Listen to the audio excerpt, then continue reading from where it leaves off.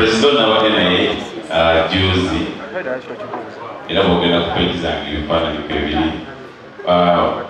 Bobi mukwano gwange, my personal friend, era ne sure yamanyi bulungi nnyo era engeri gyeroli lunaku agenda kola tujja mutegekera tebona mami era yagamba wali ate oba pulezidenti asiimye ate mmwe abagoberezi lwaki temusima naye nga tuyanze mukwano liddagala livumula buli ndwadde mutima era baby omala siritulira nenalotanga awo waliwo okuluma omutwe weguli banange nsanyuse nnyo okubalaba. Nja kusooka okusanyukira bannamawulire mwenna abawulidde call ne mujja ne mukuŋŋaana bwe muti mulungi badde sibalabangako nga muli bangi bwe muti. Omukama abampeera omukisa nsanyuki wangi batono bange mwebale kundagala abeeyo. Omukama abampeera omukisa. Manya n'eddoboozi bampita Lyto boss. Muntegeera bulungi mu kuyimba omukwano. Kati omukwano nagukuŋŋaanyiza ku Valentine tugenda kugunyumirwa. Oli mulaavu? Yes. Oba toli mulaavu? No. Olina gw'otunuulira, olina gw'onoonya? Yes. Jangu ku lunaku olwo kigenda kubeera kya njawulo. Nja kwebaza baganda bange be ntudde nabo wano okuva ku left DJ Jacob tubadde naye kuva nga ntandika abasinga mukimanyi Jacob ambeereddewo naddala mu biseera bwe bansibira lwakuba wankuba olwali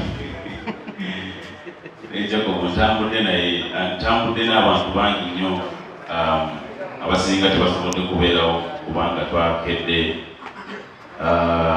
Mukulu wange baba yawe nga wabadde abannyonnyola yannoonyako nga wulidde akayimba kange akasookera ddala nalina ku mukwano nange mpawula nga yeebuuza ono omwana yavuddewa. So ne tukwatagana era yawe yemuyimbi gwe mmanyi anyimbidde kuva lwe natandika ku konsati zange ezasookera ddala ng'ajja mukubira kasimu yabadde ntuŋŋamu akomyewo saa 12 ez'okumakya naye amekinze sure nti abeerawo kikibayitala.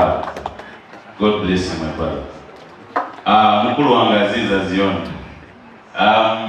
Azizi tubadde nga tubeerako ku TikTok live okwo nga abuulira abantu era tulina okukola oluyimba lwaffe bayira tulina oyitinga studio kukola tuna bagenda mu concert.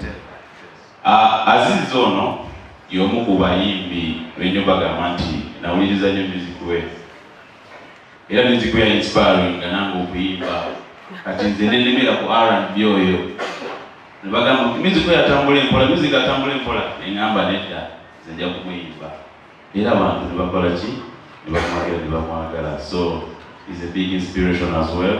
Sanyuse nnyo muganda nange bali kujja omuntu eyetegereza byonna byabadde alina najja nakubeererawo si kyangu naye anziza nnyo obudde.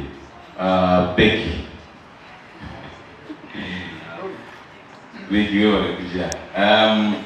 Becky ono ng'atandika akayimba ke akasinga okunyumira akagamba okajjukira ali baani. So njagala okanyimbire wali ku Valentine nange nye onokayimbirami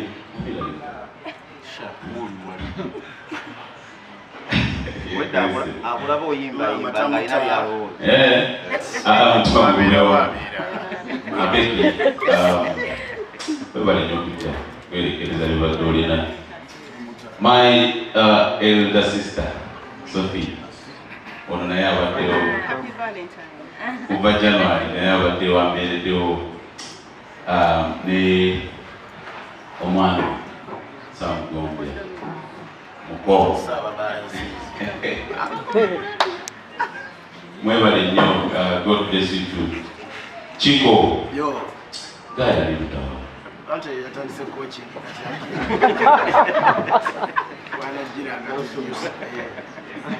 Chiko nsanyuse nnyo okulaba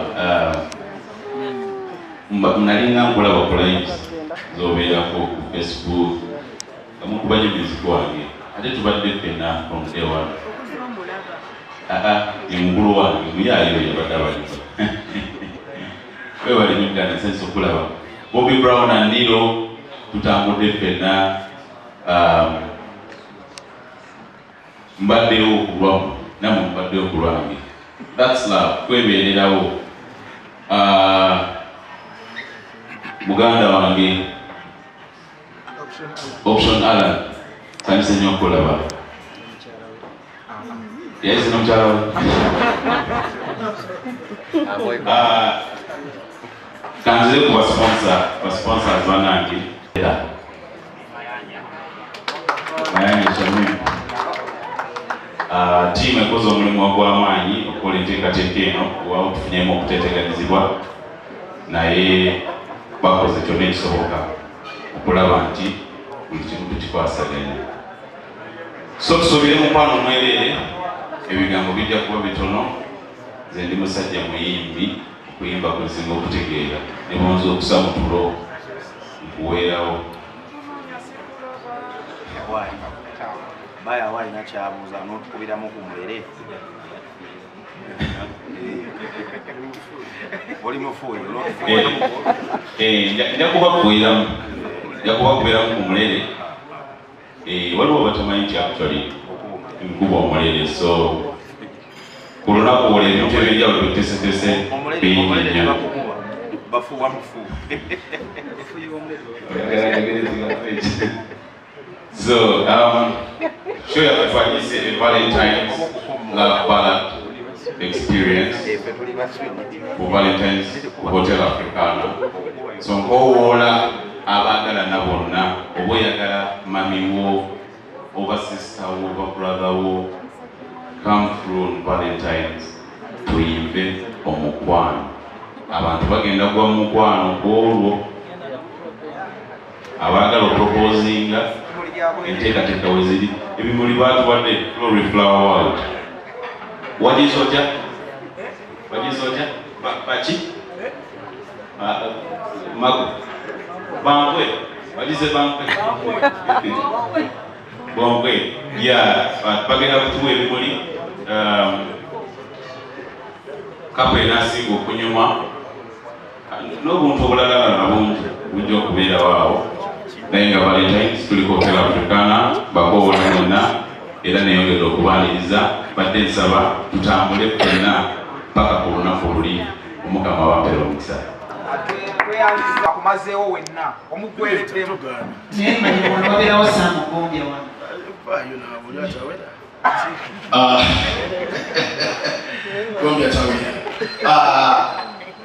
Good afternoon, everyone. Valentine. Ndi musanyufu okuba wano tusemuleti nga bwe mumanyi nti tuzunga kiro, but of course 14 kulapula Valentine Lyto boss. Oli muto wange oli mukulu wange Lyto boss nyojja tuko oli kyuse asikwe Lyto nga 14 tugenda kubeera Hotel Africana, so tubeereyo mulungi tumuwagire. Lyto boss mumanyi bw'atandika oyimba ayimba ebyaddala kitegeera.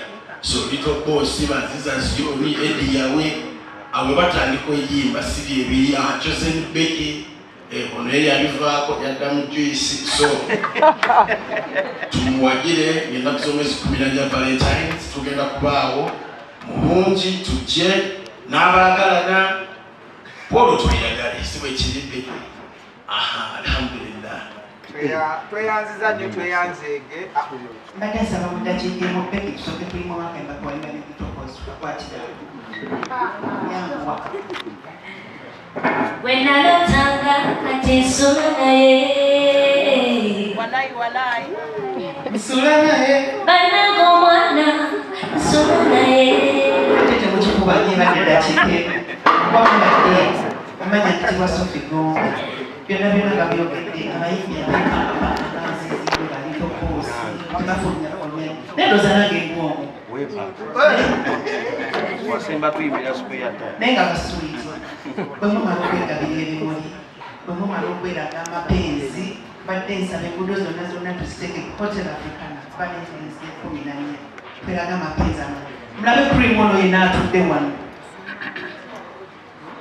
sisuubira nti eri agenda okuluma bwetwegwatako ekisajja nga kijje kibasese kwegamba mujje namutambaala mujje munyumibwe wena bwoba tofunye sente zakiwanditerekayo akaafrika bambi mujje tuwagira akamera kano yaddeko ebanka tekafulumyafulumya nyenyimba naye buli wafulumyafulumya cream bambi tubegayiridde mujje tubeesize nnyo okubanga nze gyendi Rebeka jingo mutadde ku bbali kati neekutte n'ono naaliwokyoze ne beki yankutubalage naye mu maboga nsingako kituufu amaboko go tugaleke beki jangu twelage makeup jangu twelage ennyamba jangu twelage amazina nze competition ejijja kwoli gyetadde wano bwe wati mujje tubalage kyokka tolika kyemusuubira terukulumya mutwe no disappointments twesangeyo baddiya emusinga buno n'akazinda dakiika 3 tugenda kwongererayo ddala eri kawoyi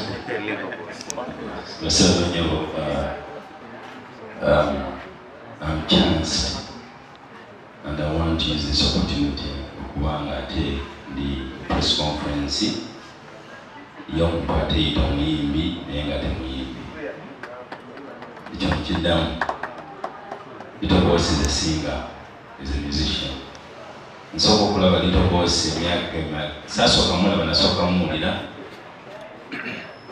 waliwo producer Brian Jeje twali nempulira nga playinga Tony fesi ya Uganda ng'Lyto Boss siwulirako wakavuka akali awo kali kafuwa trumpet naye kati nataanenga mukuyiba mwegendeze nnyo abantu nga bano baasizi abasookera mu byuma ate ne bagenda ku maloboozi batuuka mu maloboozi balabisa abantu bangi so nemumanya nentandika omwenkalejinga naye neetekamu amaanyi sense okubanga ate ogenda kukola concert ngala and I'm proud to be there.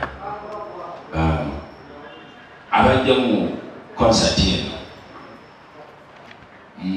temusuubira kuyisa bivvulu musuubire kuyimba okusinga muyinza abantu bangi nnyo abafuuse basita wano and I proud to speak it naye nga tebamanyi kuyimba nte nga tebasita ate basereevu naye kati mu abantu abadde balumwa ennyo ne mugenda mulonkiza abantu babaleekaanira kuleekaanyi expect music from Lyto Boss. Tuyinza okuba nga tetuliwo bayimbi bangi wano but buli omu mulayini yalina baali presentinga bw'oba olabye muganda wange Kizeni Beki ogenda kulaba nga abawala abamanyi okuyimba bangi bagenda kubaawo bangi believe me or not mulaba Aziza Zion abamishinze bajjamalo n'afaanako bwe bati kati bwolaba edi yawe tekyetagisa Moses Matola kutuula wano bamadokisi omuntu omulala bajja kubaayona and I promise you. So expect good music and I cannot wait. Tumanya ko tuyimbira musonyiwe nanazamu katono. Nafa bayimba olusi lwaka wakati baabera tuleka bala bayimba. Naye amazima gakata mukulu ogenda mu show z'abantu n'otumya painkiller. Nga mulimu bad singing ebiberekana bulekaanyi n'ayimba aleekana bulekaanyi naye as a person who has contributed to the music of Uganda era njala kukozesa press conference eno okukadivayizinga abantu bakati ffe wowe tusanzeewo Moses Matovu baani trenyigawo ne tubeerawo Lyto Boss babano bwe bali so n'okukola generation zigenda okuddako bwekintu bwekinagenda bwekijja kuba kifu nnyo lwakuba nti abantu abayimba obulungi ekizudde ebulanyuma nti baba proud tebafulumyafulumya so it's upon you the media okubanja abasajja bano nga nange mwendi okubanga tubawa music on a constant kind of pace kubanga omanyi tutokeera naye tuyinza okulusipebaka nnyo netulekera abatamanyi nebakibalina space but guno omwaka ngejja kutandisisemu okudewo shows naffe tupromising a Sunday sometime twagala bingi bye tuli so much perfectionist naye tujja kubanga tujja n'esayidi gyemba endala ewamwami mugenzi sentamu eyo naye bakwano bana ate nga bayimbi bapromisinga okuba nga bonna gye bali from top to bottom nakali kakati akakubi akayimba nako kabadde katunuulira ggwe kabadde kakopakopa ebintu bingi nnyo katusanyusa okuba nabo akuba bakukopa nabatayinza okukola biiti mukama yeebasa nnyo okubeerawo mu press conference ya muganda waffe Lyto boss. kyenjagala okusooka okwebaza njagala okwebaza bannayuganda ne bannamawulire mwenna abatukkiririzaamu n'abatatukkiririzaamu mwenna tusaba mutukkiririzeemu.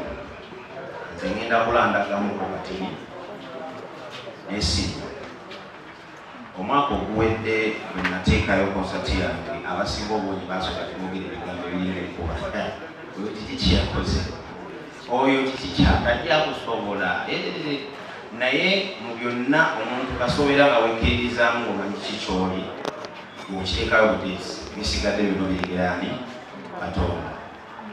Muganda wange Lyto boss bwe yateekayo konsati nze omu ku baasiga okubeera omusanyufu nali ngenda kukola konsati endala mu Valentine but bwe nalengera nga ataddeyo posita eyange n'enjikanso kubanga njagala abantu abamanyi kye bakola abantu okubongera obudde bongere n'okubasapootinga nga Lyto boss.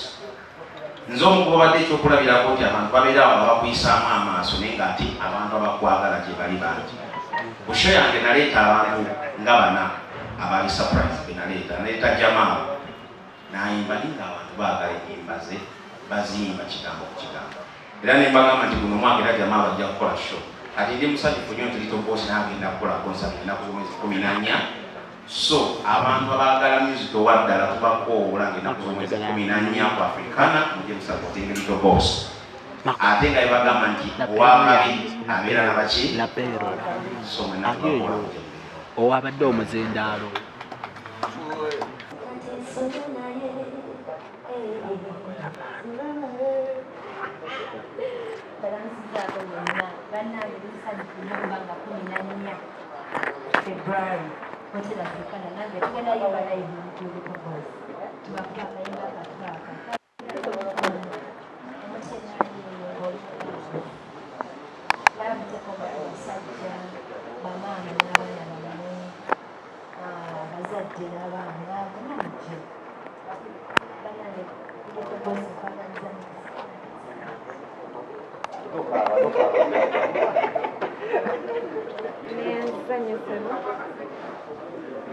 neyanzanya ssebo kakati amannya gange nze Angel okuva mu Flower World.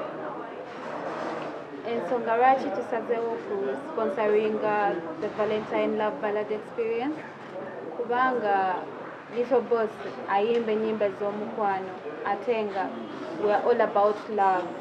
Like love is a beautiful thing. Omuntu yenna, wherever you are, you need love. You need to have love. Like you need to be loved. Okubeera nga life goes on. Like omuntu obeera awo nga olina akwagala, obeera omutima nga the heart is settled because you have someone who loves you. So that is why we're supposed to sponsor the Love Ballad Experience because love is a beautiful thing. And so on that day, we're going to give each lady a rose like this. A very beautiful rose. Like, ladies, please come and support the boss. Enjoy his music. He's very good. You're going to learn more. And please, on Valentine's Day, as you're coming, please let your man buy you flowers. Like, you need flowers to be loved. Eh? Guys, please, ladies, encourage your men. Thank you. njagala okubategeeza tusanyukidde ddala okubeera mu press conference ya Lyto boss. Amannya Ibrahim Biko nga ndi business development manager mu ICO. ICO company ya production company era nga twasitukiddemu tugamba tugenda supporting the talent because we love good and we do it smart. So I promise the best on that day basuubiza nti tujja kubalaga love in vision and you'll have it in memory to remember all the time. Thank you so much.